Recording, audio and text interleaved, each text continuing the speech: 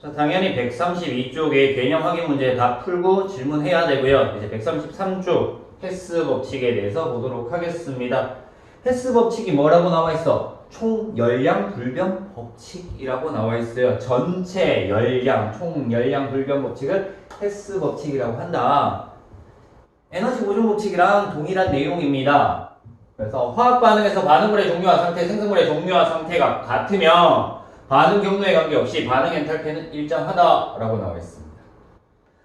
산화칼슘, 물, 염산이 반응하여 염화칼슘 수용액이 생성되는 반응은 다음과 같이 두 가지 경로로 일어날 수 있다라고 나와 있어요. 볼게요. 경로 1번. 산화칼슘이 물에 녹아 수산화칼슘 수용액이 되는 반응이 첫 번째. 그리고요. 산화칼슘 물 반응에서 수산화칼슘 내는 거, 그리고 수산화칼슘 수용액이 염산과 반응한 반응 두 번째, 중화 반응에서 반응 엔탈피 두 번째. 그래서 이 두 개 합한 것들을 볼 거예요. 이 두 개 합한 거 얼마 나와요? 마이너스 193.5kJ 이렇게 나올 거예요. 그쵸? 밑에 거 두 번째 경로. 두 번째 경로는요, 산화칼슘이 염산과 반응하는 거 바로 하나. 얼마? 마이너스 193.5kJ 이렇게 나와 있어요.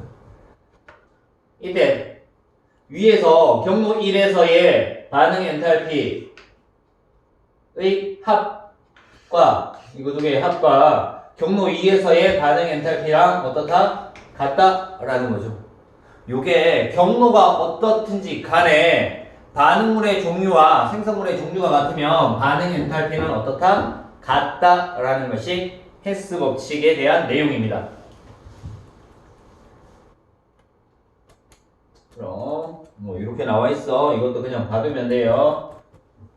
자, 처음 상태에 있는데요. 산화칼슘 고체 상태, 물 액체 상태, 염산 수용액 상태 반응을 하는데 일단 얘가 반응을 해. 이렇게 두 개 반응을 할 겁니다. 반응을 해서 뭐 만들어내? 수산화칼슘 수용액 만들고요. 나머지 얘랑 얘랑 반응을 해서 나타나는 거죠. 경로 1. 경로 2는 이 세 개가 같이 반응해서 한꺼번에 반응을 한다라는 겁니다. 어쨌든 처음 상태랑 나중 상태는 어떻다? 경로 1의 처음 상태랑 경로 2의 처음 상태, 경로 1의 나중 상태랑 경로 2의 나중 상태가 최종 상태가 같기 때문에 중간에 어떤 과정을 거치든 간에 엔탈피 변화량은 같다. 엔탈피, 반응 엔탈피는 같다라는 거 알면 되겠습니다. 그래서 두 경로의 화학 반응식 관계 나와 있어요. 그래서 어떻게 둔다? 경로 1의 두 화학 반응식 1, 2를 합하면 경로 2의 화학 반응식과 같다라는 거고요. 엔탈피 변화 관계 마찬가지로 경로 1의 두 반응의 반응 엔탈피 합이랑 경로 2의 반응 엔탈피와 같다라는 겁니다. 그래서 반응식 두 개 합한 거랑 경로 2의 반응식이랑 같고요. 이거 두 개 합한 거랑 경로 2의 반응 엔탈피랑 같다라는 거. 그래서 경로가 어떻든지 간에 반응물의 종류 같고요. 생성물의 종류 같으면은요. 반응 엔탈피는 동일하다. 그 법칙을 헤스 법칙이라고 얘기를 합니다. 자, 정리 나와 있어요. 반응물의 종류와 상태, 생성물의 종류와 상태가 같으면 상태에 의해서도 열 에너지가 엔탈피 변화가 있을 수도 있기 때문에 종류 상태가 모두 같으면은 반응 경로에 관계없이 반응 엔탈피는 같다. 헤스 법칙에 대한 내용이었습니다.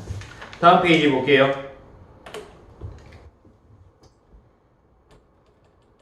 헤스 법칙의 이용이라고 해서 나와 있어요.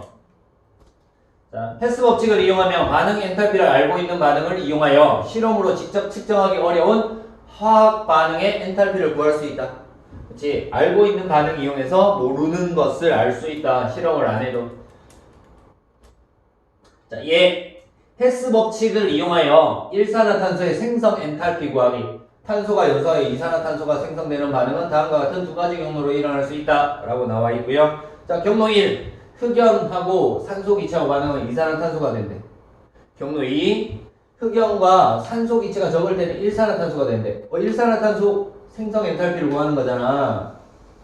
근데 얘를 몰라요. 그쵸? 몰라서 물음표 이렇게 했단 말이야. 근데 일산화탄소가 산소랑 결합해서 이산화탄소가 될 때 반응 엔탈피가 이렇게 된대. 됐어요?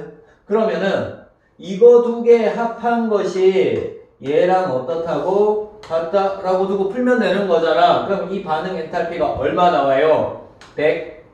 111.5kJ 마이너스 111.5kJ 이렇게 나오겠네요. 맞아요? 이렇게 찾는다라는 얘기입니다. 그래서 밑에 있는 헬스 법칙 이용 볼게요. 자, 반응 1은 반응 2 플러스 반응 3이야. 그래서 반응 2에 대한 걸 물으니까 반응 2는 1에서 3을 빼면 된다. 라는 거.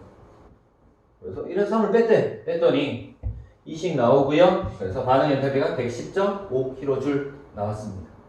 안 어렵죠? 되게 쉬워요. 이렇게 해서 헬스 법칙 이용해서 모르는 값을 실험을 하지 않고도 알 수 있다라는 것 같습니다.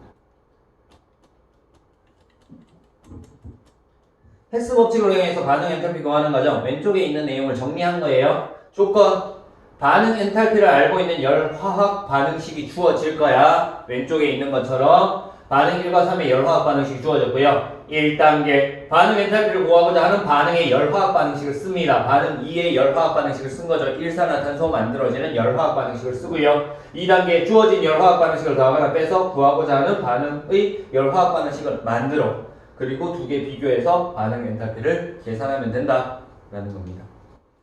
되게 쉬워. 연립방정식 그런 것들 잘 하면은 되게 쉽게 문제를 풀 수 있습니다.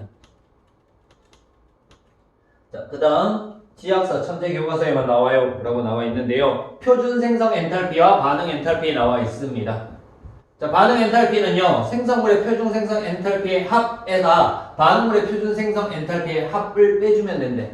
요식 정도 알아두자. 반응 엔탈피, 생성물의 표준 생성 엔탈피의 합에서 반응물의 표준 생성 엔탈피의 합을 빼면은 반응 엔탈피다 라는 거. 앞에서 했던 거다, 그지? 메테인 연소 반응에서 반응 엔탈피와 표준 생성 엔탈피의 관계 나와 있습니다. 반응 엔탈피는 물었잖아, 그지? 그럼 뭐가 생성돼? 생성물의 표준 엔탈피, 표준 생성 엔탈피, 생성물의 표준 생성 엔탈피. 볼게요. 이산화탄소의 표준 생성 엔탈피랑 물의 표준 생성 엔탈피 볼 겁니다. 생성물의 표준 생성 엔탈피. 탄소랑 산소 기체랑 반응해서 이산화탄소 만들어질 때 마이너스 393.5kJ, 수소랑 산소랑 반응해서 물 만들어질 때, 물 한 분자 1몰 만들어질 때다, 그지? 생성 엔탈피는 이때 마이너스 285.8kJ인데요. 물이 2몰 만들어졌잖아. 그럼 곱하기 2 해주면 되죠. 그래서 이만큼이다 라는 거 나왔습니다. 이거 두 개 합해요. 일단. 그러면은 얼마 나올 거야? 393.5kJ가 마이너스 571.6kJ 두 개 합한 값이랑 반응물의 표준 생성 엔탈피, 반응물이 뭐야? 메테인과 산소죠. 그래서 탄소랑 수소랑 결합해서 메테인 한 분자 만들어질 때, 1몰 만들어질 때 마이너스 74.3kJ. 마찬가지 산소 표준 상태 O2는요 생성 엔탈피가 얼마다? 0이다. 그래서 가장 안정한 원소이기 때문에 표준 생성 엔탈피가 0이다. 그래서 이거 두 개 더한 값. 그래서 여기에서 이것을 뭐 해주면 된다고? 빼주면 되는 거죠. 생성물의 표준 생성 엔탈피 합에서 반응물의 표준 생성 엔탈피의 합을 빼주면은 뭐가 나온다? 반응 엔탈피가 나오더라 라는 거. 그래서 전체 반응 볼게요. 더했다, 그지? 쭉 했더니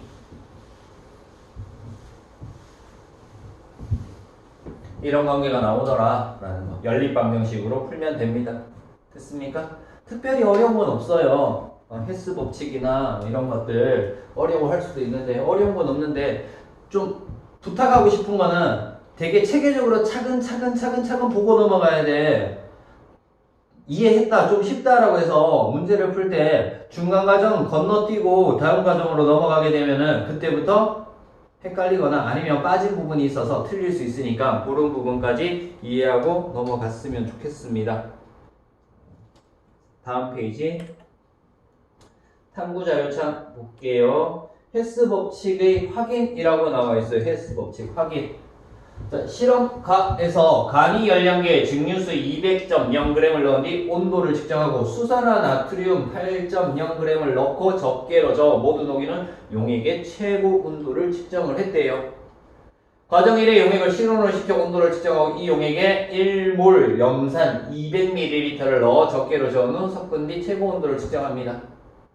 자, 얘 첫 번째 실험에서는 수산화나트륨이 물에 녹은 거잖아요. 용해열에 대한 내용이고요. 그리고 두 번째 내용은요. 수산화나트륨 수용액과 염산 수용액이 반응을 했으니까 중화열, 중화 엔탈피, 중화 반응 엔탈피랑 용해 엔탈피에 대해서 나타나는 거죠. 자, 그래서 밑에 있는 내용 볼게요. 이제 실험 두 번째 실험은요. 관이 연령계 증류수 200g과 1.0몰 염산 200ml 넣고 적게를 섞은 뒤 최고 온도를 측정하고요. 수산화나트륨 8.0g을 넣고 적게를 줘. 모든 동위는 용액의 최고 온도를 측정한다. 실험 반대죠. 위에 거 반대로 실험을 한 겁니다. 이렇게 했을 때 어떻게 되는가? 결과 볼게요. 실험에서 일어난 반응 나와 있습니다. 가는요. 수산화나트륨이 물에 녹았으니까 수산화나트륨 수용액 될 거고요. 수산화나트륨 수용액과 염산이 반응해서 뭐가 만들어져? 염화나트륨과 물이 만들어지더라. 그래서 1번에 처음 온도 25, 나중 온도 34.5 다시 식혔죠. 맞아요? 냉각시켜서 25에서 31.1. 그래서 전체 온도 변화 얼마다 라고 나올 겁니다. 일단 이렇게 됐고요. 자, 나에서는요. 수산화나트륨과 염산이 반응해서 염화나트륨과 물이 만들어질 때 이때 처음 온도와 나중 온도 변화 이렇게 나타나더라. 됐지? 자, 그러면은 이제 해석 볼게요. 실험 가의 1과 2와 실험 나에서 방출한 열량 구할 겁니다. 열량은 어떻게 구하니? 열량은요. 비열 곱하기 질량 곱하기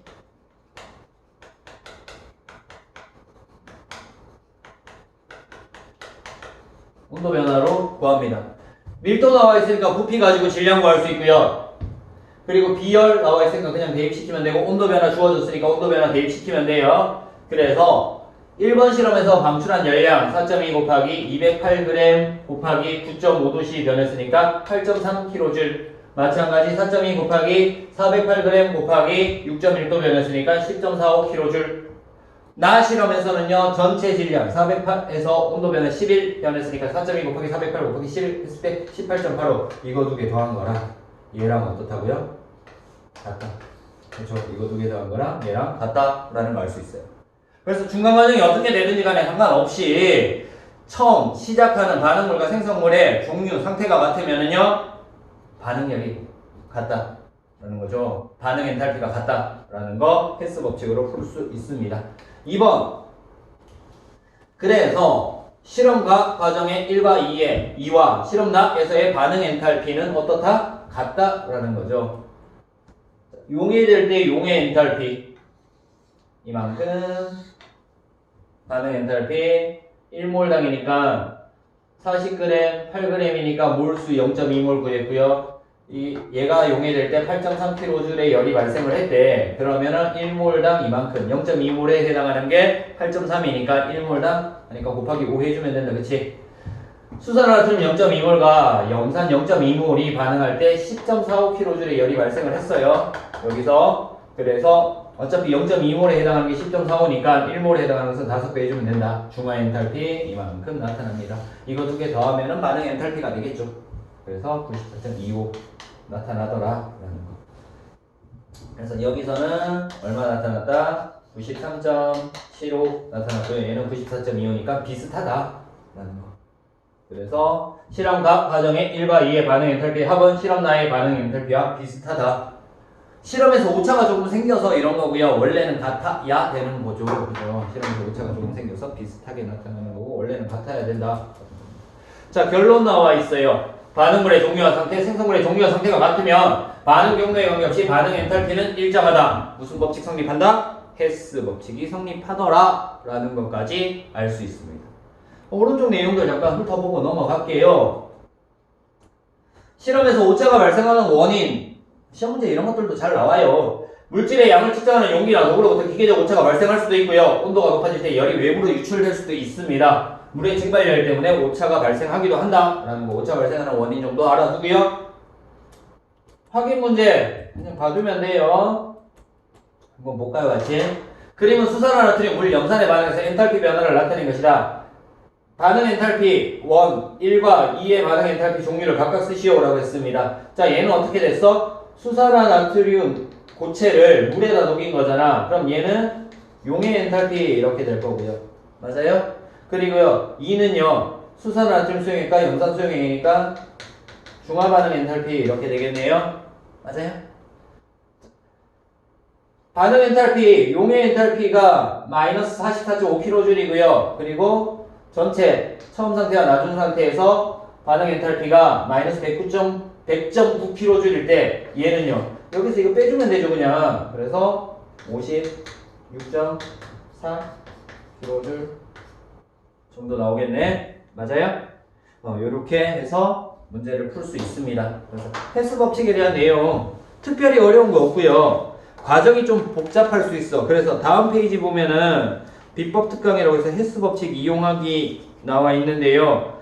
유제들 1번, 2번, 3번, 4번 있는 것들 천천히 순서대로 풀어보고 중간 과정 무시하지 말고 차근차근 풀어보고요. 그리고 138쪽, 139쪽에 개념 확인 문제, 대표 자료 분석까지 풀고 모르는 거 있거나 좀 이해 안 되는 것들, 어려운 문제들, 틀린 문제들 있으면 질문하면 되겠습니다.